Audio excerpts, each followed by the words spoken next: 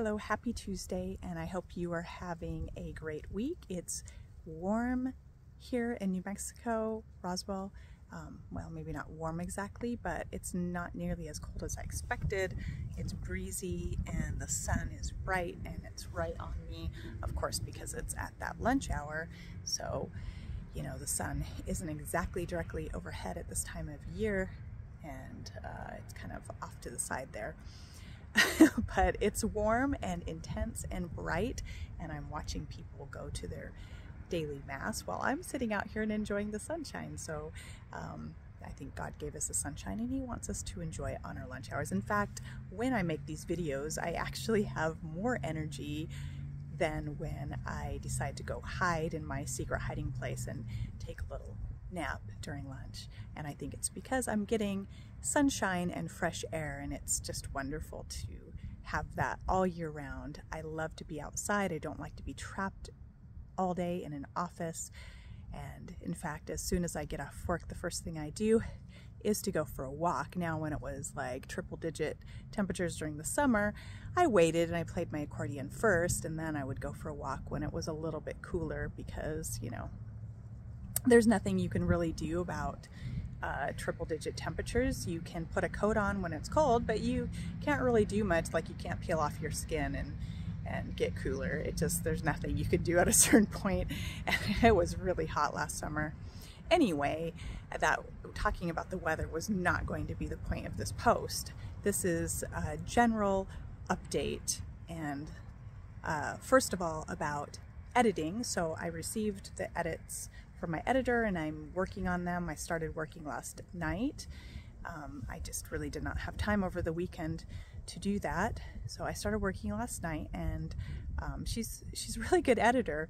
I've never worked with her before. In fact, I met her here in Roswell. She's a local Roswell resident. I knew she was an editor, and I knew she had I had met her and talked to her, and she has that sort of quiet personality where it seems like they're probably paying attention to details and absorbing details and being observant, but you don't really know because they don't talk a lot, and not until you get to know them. People like that tend to make good editors. They tend to be detail oriented, and I was not wrong about that. She's a good editor, and I can see that I'll probably end up accepting like 99% of her edits in my book,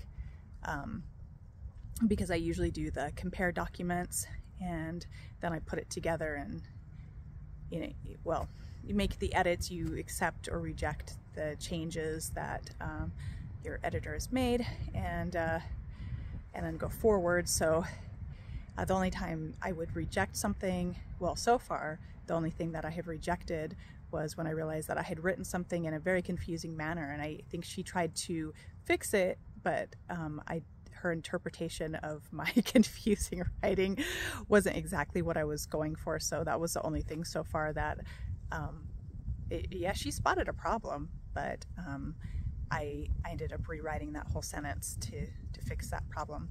Anyway, yeah, she's really good. So her name is Leslie Anderson, and that's my little plug for her. I recommend her as an editor so far. She's done a great job from what I've gotten through. I actually got through quite a bit last evening. I'm surprised that I managed, because I was really tired. But, you know, I put in my earbuds and I listen to when I'm writing, and when I'm, you know, absorbed in editing, I'll listen to Marco Antonio Solis. He really just helps me to focus my brain, and that's a problem with, yeah, I like to say that I have ADD. I don't have a brain, mental or brain disorder, whatever it's supposed to be. I don't accept those labels, but I mean, it's true. I get distracted really easily. I have to be constantly busy doing something, and yeah, so I guess I could be considered ADD. I don't know. But when I actually sit down and focus, put my earbuds in, it's really hard for me to break that focus. You know, I start not paying attention to what's going on around me. There, I keep forgetting where my my camera lens is. My fingers, sorry, I have to change my arms because my arm gets tired when I'm doing this. I need a better system, but it's probably not going to happen because, like any ADD person, I have to be a little spontaneous. Yeah, so this is my spontaneity. One thing is that, you know, I maybe have a general gist of what I want to say when I make these videos, and then I just have to keep talking. And I was thinking, you know, well, when I was playing the accordion the other night, I was thinking, gosh, I really need a metronome. And there are a lot of you know, rhythms available on YouTube. You can find them, and those are very helpful, but an old-fashioned metronome would be really helpful. And I thought, well, maybe I just need an old-fashioned metronome for this YouTube channel, and it would keep me talking at a certain pace that I would keep up for the duration of the vlog. A metronome, yes, I need it for playing my accordion, and especially like when I was nervous, super nervous when I was recording the song that I was playing, because songs don't sound right unless you're playing to the actual rhythm of the song. And it's really hard to do, especially when you're nervous and maybe your fingers aren't keeping up with the natural rhythm.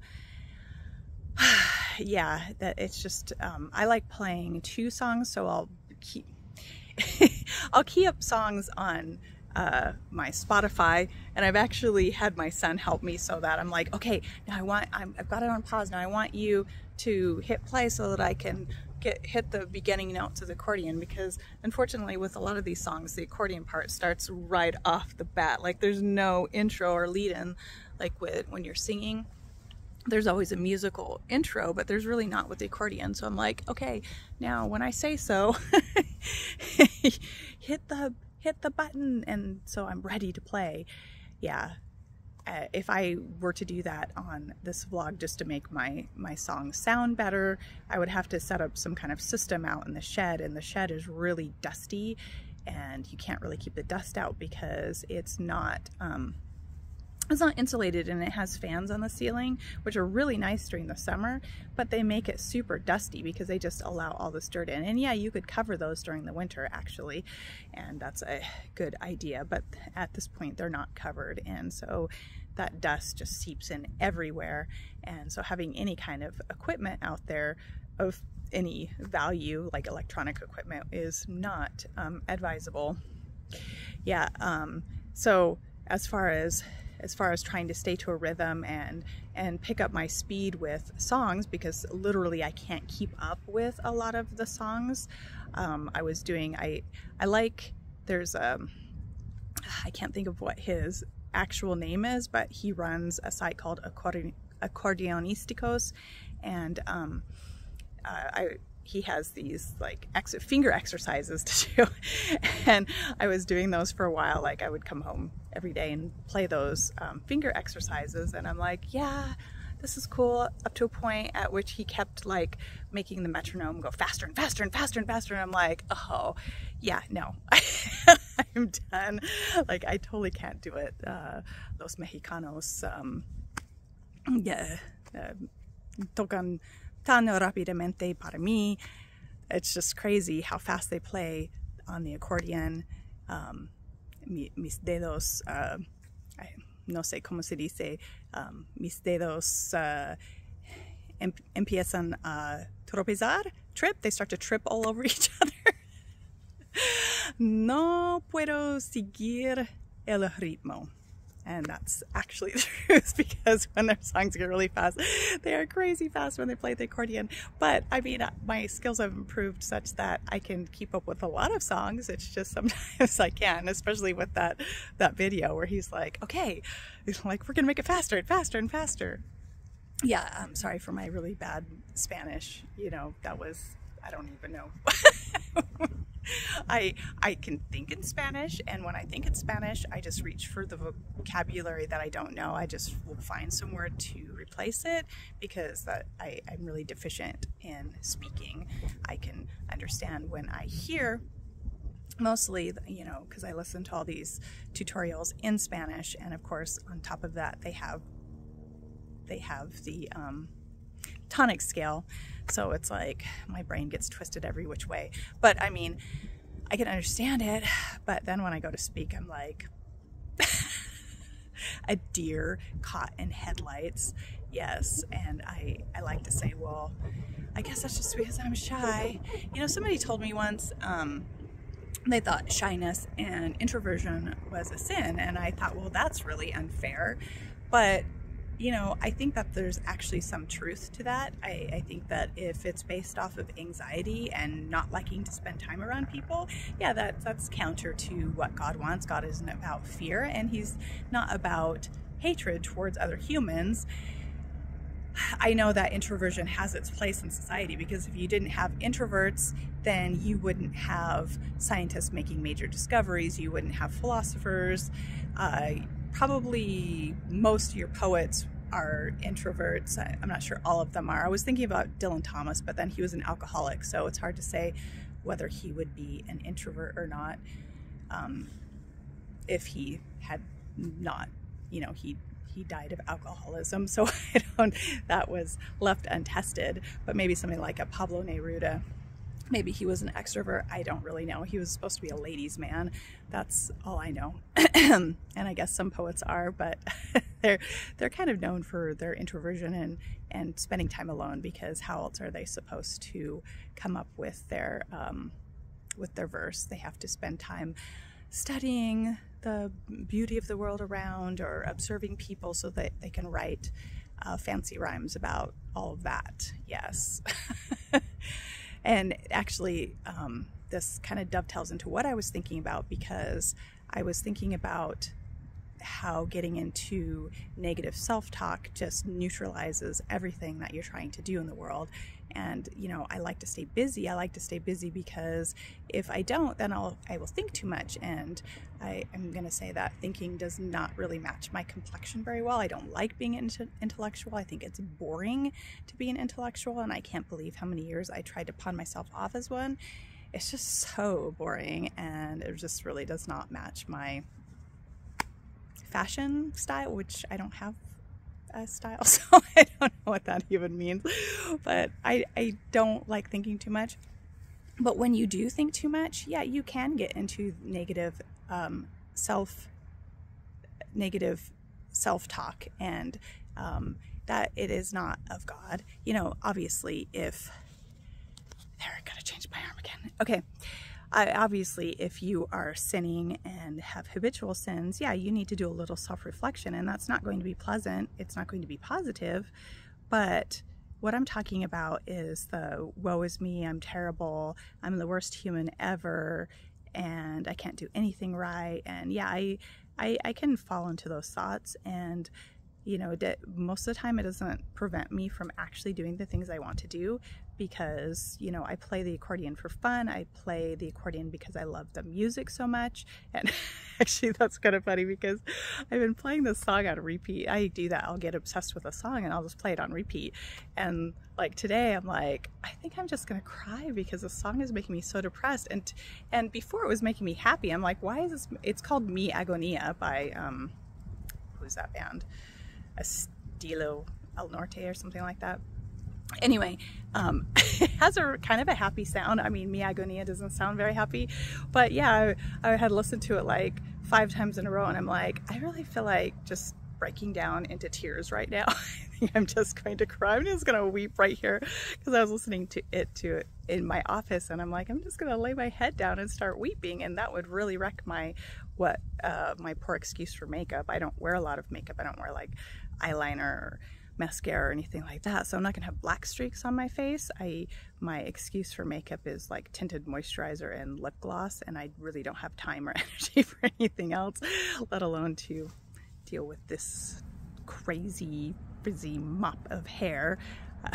there are things that I would prefer to do other than that. But speaking of staying busy, I would rather like get up and do a workout in the morning. But that's also the same. That's also part of the negative self-talk, because sometimes I'm like, why am I doing this? Like, I'm exercising, and the answer should be, well, it's to stay healthy. That's why you get up at the crack of dawn to exercise every day. It's because it will keep you healthy. That's why you take a walk at night. And then I think, well, what does it matter? Because ultimately, what do females want? They want to be attractive. But if that has no relevance in the universe, then you start thinking, well, why am I doing this? What is the point? And it's a good question. But I mean, it really is to be healthy, and also it gives you that hit of adrenaline. It doesn't really matter what kind you're doing. I mean, yeah, cardio gives you the biggest hit of adrenaline. So when I take a walk in the evening with my dog, I get that bigger hit of adrenaline, because I don't always do cardio in the mornings. I like to do other workouts like strength training and Pilates and just a variety of types of exercises. Anyway, so here, I'm gonna hold it with both hands. Isn't that amazing? So both my hands will get tired, and then what will happen? I will drop my phone probably. So negative self-talk is like, well, what's the point? It doesn't really matter, but it does matter, because health does matter, and it doesn't really matter like being attractive to the, yeah, you realize there's not really any point to that.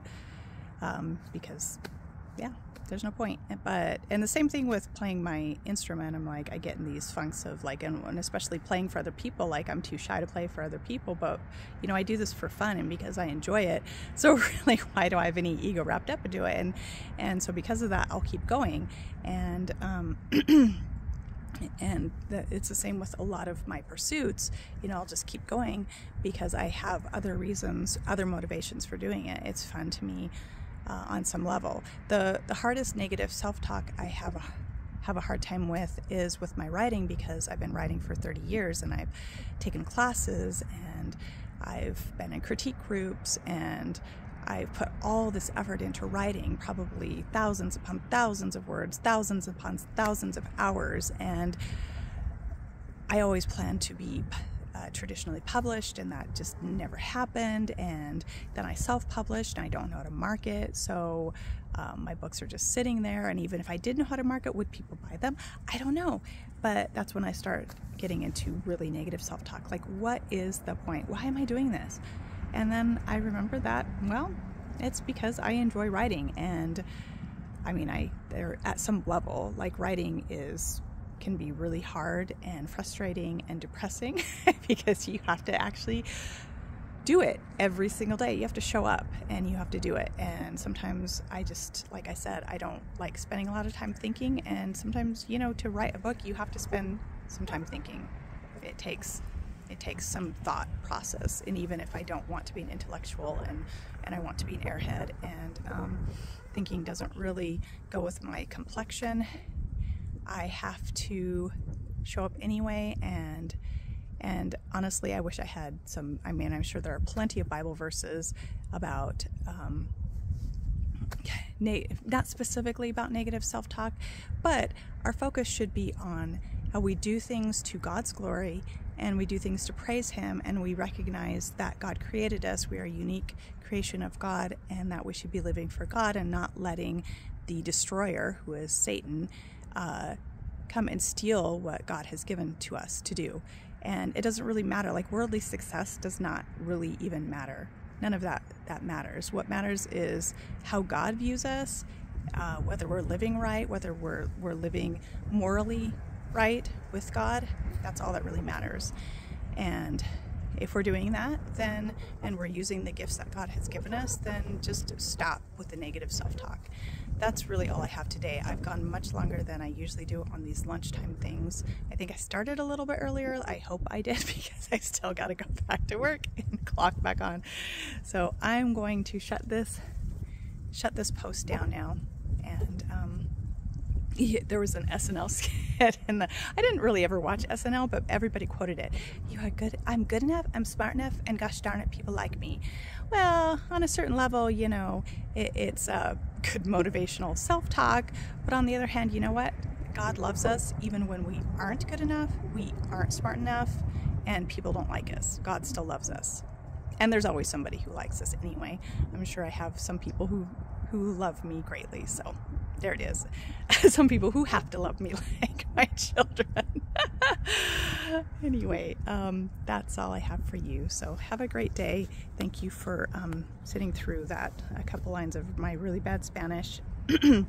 If I speak more, maybe it'll be like the accordion. Maybe if I speak more Spanish on my videos, I'll get better at speaking in Spanish, because I know Spanish fairly well. It's just when I go to speak it that I'm like, I can't even do it. Same thing with the accordion, you know, like I put in all this practice, and sometimes I'll play the songs really amazingly well. Not always, you know, because I'm a student, I'm learning, but then I go to play for other people and I'm like, I can't hit a right note. And it sounds wooden and it sounds terrible, but you know what? I'm going to keep doing it. So have a great day, and I hope you keep doing those things that God has put on your heart to do, and quit with the negativity.